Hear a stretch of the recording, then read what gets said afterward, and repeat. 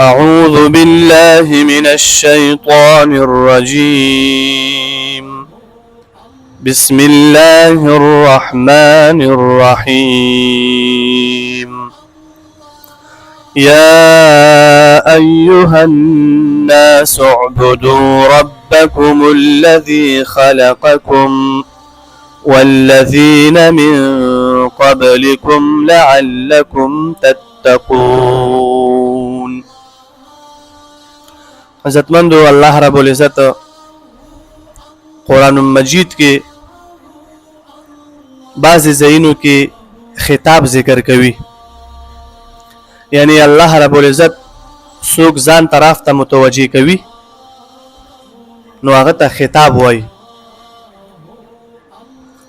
په قرآن مجید کې ټولو نه زیات خطاب الله رب العزت جناب محمد رسول الله صلی الله علیه وسلم ته کړی ده، ځون طرف ته متوجه کړی ده. ټولو نه زیات خطاب دا چاته شوی دی؟ حضور صلی الله علیه وسلم ته. او په قرآن مجید کې ټولو نه زیاته قصه دا د حضرت موسی علیه السلام ولا ذکر شوی ده. 28 سپارو کې الله رب العزت د موسی علیه السلام قصه ذکر کړی ده. 28 سپارو کې بار بار دهراو کوي او ټولو نه زیاته تفصیلی واقعه اول لونه سه اخر راسه تفصیل سره د حضرت یوسف علیه السلام ولا ذکر شوی ده. تفصیلی واقعه د یوسف علیه السلام ولا او ټولو نه زیاته قصه د حضرت موسی علیه السلام ولا 28 سپارو کې او ټولو نه زیات خطاب چې الله رب العزت کړی دی چاته کړی دی؟ حضور صلی الله علیه وسلم ته. خو هر یو نبی الله رب العزت نامې سره ذکر کړی ده، یا موسی، یا عیسی، یا نوح، یا لوط، یا ابراهیم. هر یو نبی ته الله رب العزت نامه اخیستې. خو نبی علیه السلام ته الله رب العزت نامه نه اخلي. داسې ورته نه چې یا محمد پروتوکول ورکوي، عزت ورکوي. څه یې ورته؟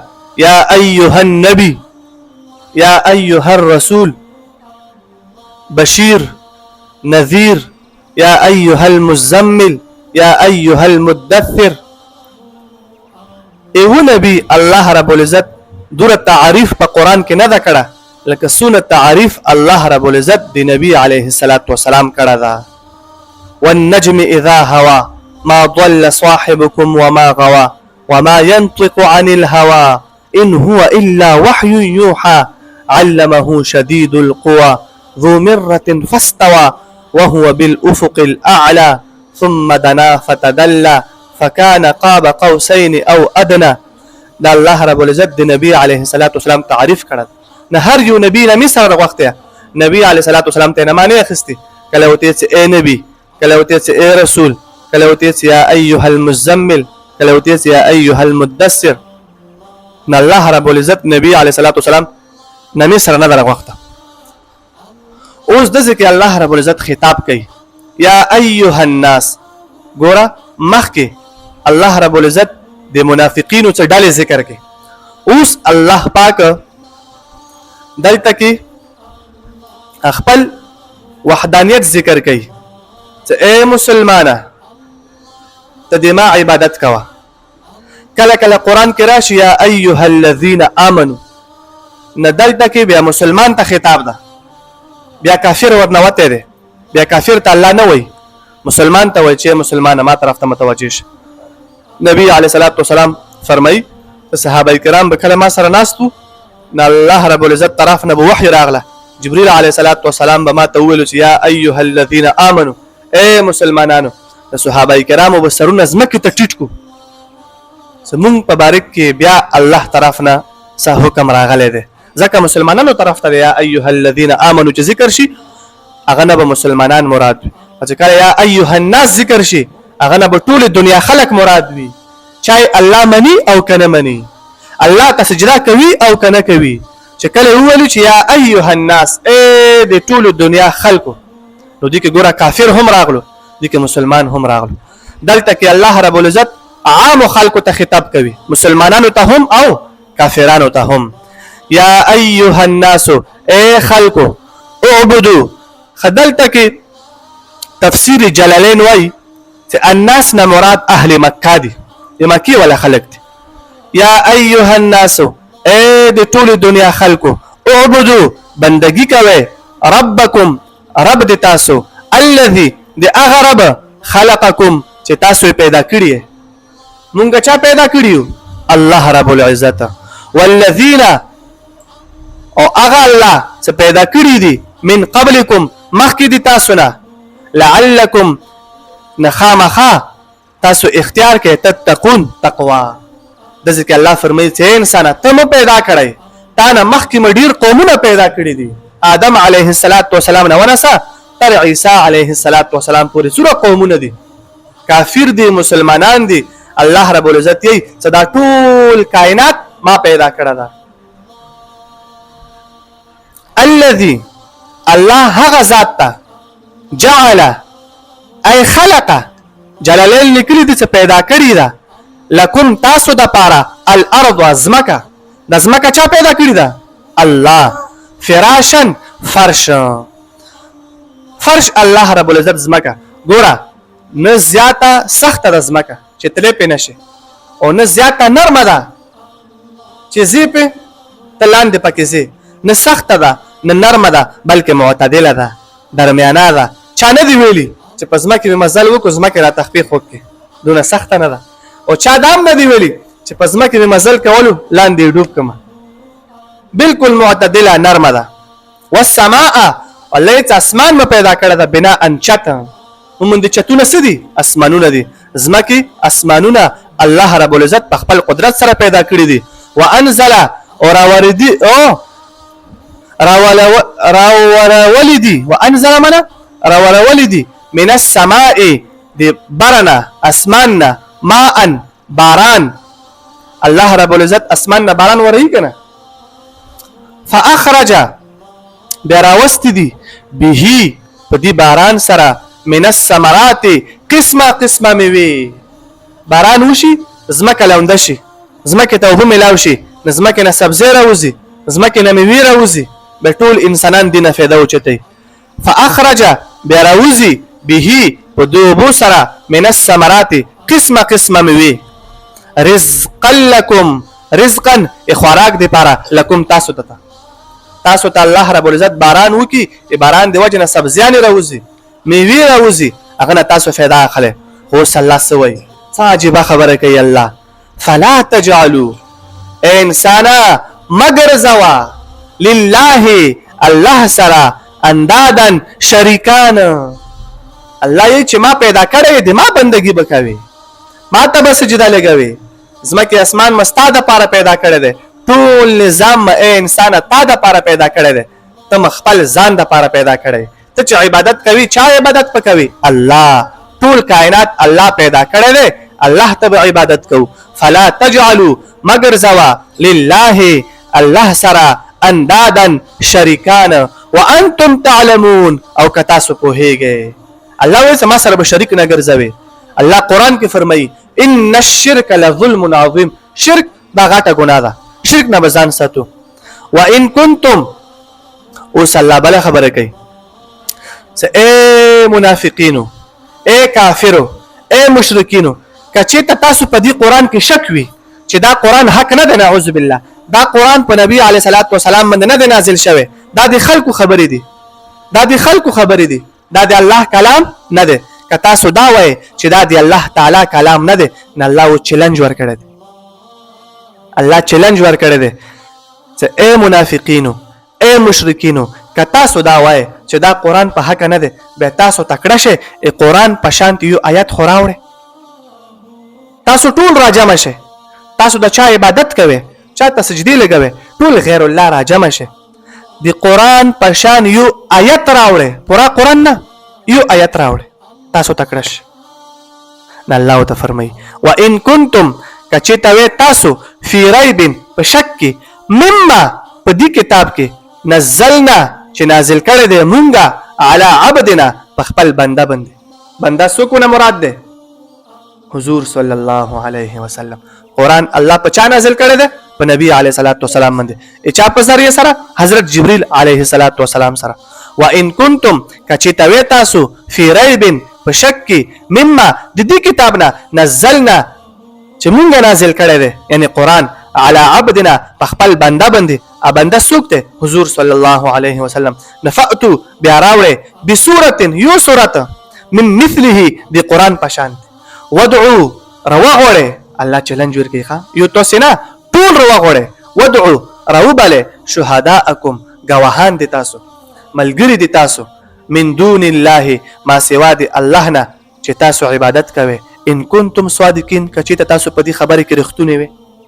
که تاسو وایئ چې دا حق کتاب نه دی د الله تعالی کتاب نه دی د مخلوق کلام دی به تاسو تکړه شئ خپل گواهان راوباله خپل ملګری راوغوړئ چاته عبادت کوي هغه راوغوړئ.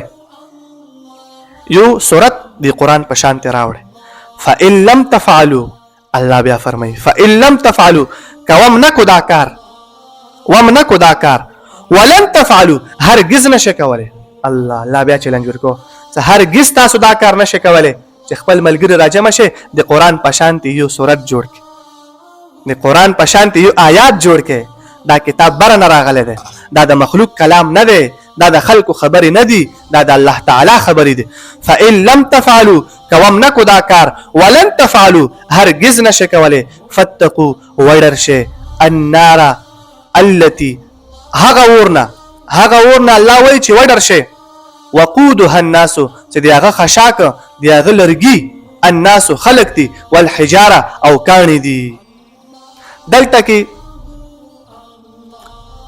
بعض مفسرین وایي چې کاڼي نه مراد هغه بوتان دي چې کوم بوتانو ته په دنیا کې کافرانو سجدې لګول.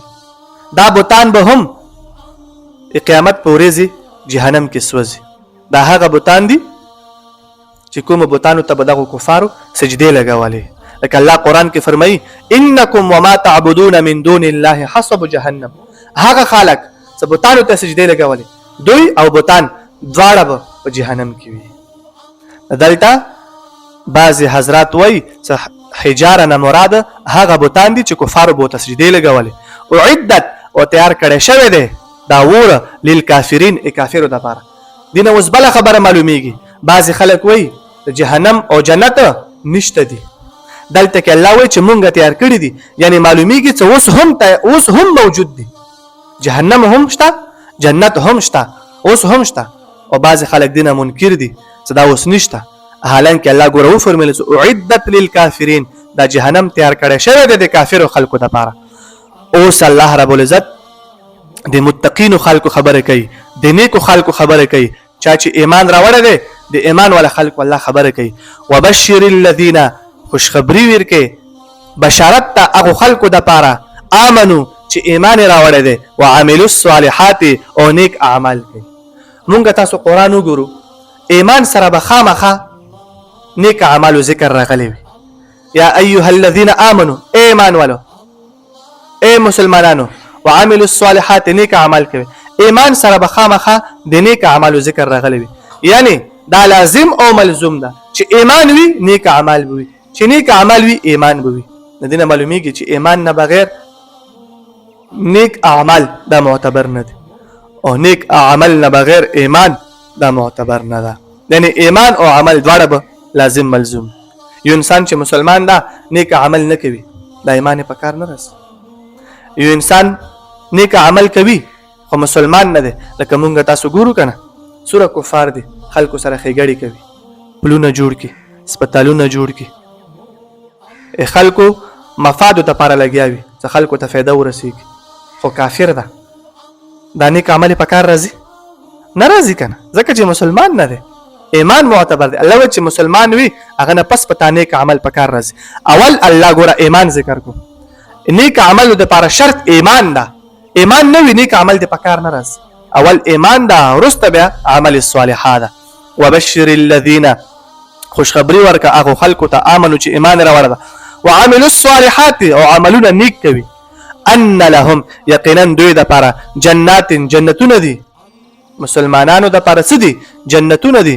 تجري بهیږي په جنت کې من تحتها لاندې دی ونونه یا لاندې دی بلاخانونه الانهار نهرونه. د چې کومې بلاخانې کې ناس وي بلخانې لاندې به کمرو لاندې به اوبه بهیږي، نهرونه به بهیږي. ما تاسو ته ویلي وو چې 4 نهرونه دي.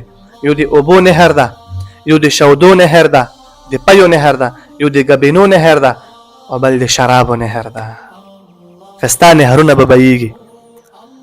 کلما بس هر کله رزقو چې ویر کړل شي منها په جنت کې من ثمرتين میوه رزقا خوراک د پاره. الله به جنت کې میوه ویر کی، خستا میوه به ویر کی. قالو دوی مسلمانان به وای هذا الذي دا هغه رزق ده رزقنا چې مونږ ترا کړو من قبل دینه مخ واتو او راوړل کیږي به واتو معنا راوړل کیږي به دا رزق متشابها یوشان. اوس د ځکه متشابها مطلب دا ده چې جنت کې څوره میوه دی او جنت میوه دا به ټول یو شی وي، شکل به یو شی وي. یا دا مطلب ده چې دنیا په میوه غونته وي، لکه دنیا کې سرنګ میوه دي کنه مونږ او تاسو یې ګورو، دا شانته میوه به په جنت کې هم وي. خدا صرف یو شکل یا نمی پوری دا مشابهت ده، ورنه جنت میوه ای دنیا میوه نه ډېر خسته دي. ای دنیا بس میوه وي، ای جنت میوه دنیا میوه نه ډېر مزیدار دي. ای جنت نعمتونو بارک کې نبی علیه الصلاۃ والسلام فرمایي ما لا عین رأت، دا سه نعمتونه دي سترګو کتلی نه دي جنت ولا اذن سمعت، او دا سه نعمتونه دي چې غوږونه اوریدلی نه دي ولا خطر علی قلب بشر، او دا سه نعمتونه دي چې په زړه کې سره خیال هم نه راغلي. خسته نعمتونه دي. ولهم فيها او په دې جنت کې به جنتیانو ته ازواج بیبیان وي مطهره پاکي بیبیان. څه مطلب؟ یعنی مونږ تاسو ته پته ده زنانو ته په میاش کې خپل بیماری راځي، کپڑے ورته راځي، نو جنت کې به سونه خزوي هغه به دوی نه پاکي وي. ازواج بیبیان بي تو مطهره پاکي بیبیان، حیض نه پاکي، نفاس نه پاکي، لورو ګندګۍ نه پاکي. وهم فيها دا جنتیان په جنت کې وي خالدون همیشه به په جنت کې جنتیان وي. کافر به همیشه په جهنم کې وي. د دې معلومیږي چې جنت الله تیار کړی دی مسلمان د پاره، جهنم الله تیار کړی دی کافر د پاره. کافر به همیشه په جهنم کې وي، مسلمان به همیشه په جنت کې وي. قیامت پر ورځ به فرشته اعلان وکړي چې اے جهنميانو اے جنتیانو اوس مرګ نشته، مرګ ته به مرګ راشي خو انسان ته به بیا مرګ را نشي.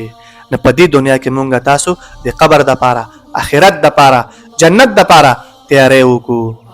یا ایها الناس اے خلقو اعبدو بندگی کوي ربکم رب د تاسو الذي هغه رب خلقکم چې پیدا کړی تاسو والذین او هغه رب چې پیدا کړی دی من قبلکم مخکې د تاسو نه لعلکم خامخا تاسو اختیار کې تتقون تقوا الذي الله غزاتا جعل پیدا کړی دا لكم الارض تاسو د پاره ازمکا فراشن فرش والسماء او اسمان پیدا کړی دی بنا انچت وانزل راولول دی من السماء دی اسمان ماء باران فاخرج راوب بسی به پدی باران سرا من الثمرات میوی رزقا لكم خوراک د پاره فلا تجعلوا تاسو مگر زوی لله الله پاک سرا اندادن شریکان وانتم تعلمون او توسی پدی باندې پویږي.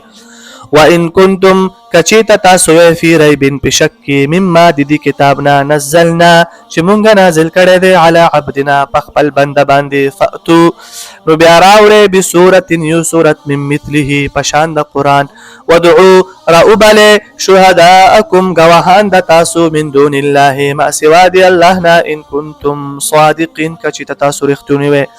فإن لم تفعلوا كومنكو داكار ولن تفعلوا هرگز بيونك فاتقوا النار التي بس ودر شيها غورنا وقودها الناس چې دغه خشاک دغه لرګي الناس خلقتي والحجاره او کانی دي اعدت للكافرين تیار کړه شوی دی جهنم للكافرين کافر خلق د پاره. وبشر الذين خوشخبری دا د هغو خلکو دپاره آمنو چې ایمان یې راوړی دی وعملوا الصالحات او نیک اعمال کوي ان لهم یقینا دوی دپاره جنات جنت دی تجري بهیږي به من تحتها لاندې د بلخانونه الانهار نهرونه کلما بس هر کله رزقو چې ورکړل شي منها په جنت کې من ثمرات د میوونه رزقا د خوراک دپاره قالو دوی به وایي هذا الذي دا هغه رزق دی رزقنا چې موږ ته راکړی شوی دی من قبل مخکې د دینه واوتو راوړل کېږي به به دا رزق متشابها یوشان ولهم فيها په دې جنت کې به جنتیانو دپاره ازواج بیبیانې وي مطهره پاکې شفافې وهم فيها دا جنتیان به په دې جنت کې خالدون همیشه دپاره وي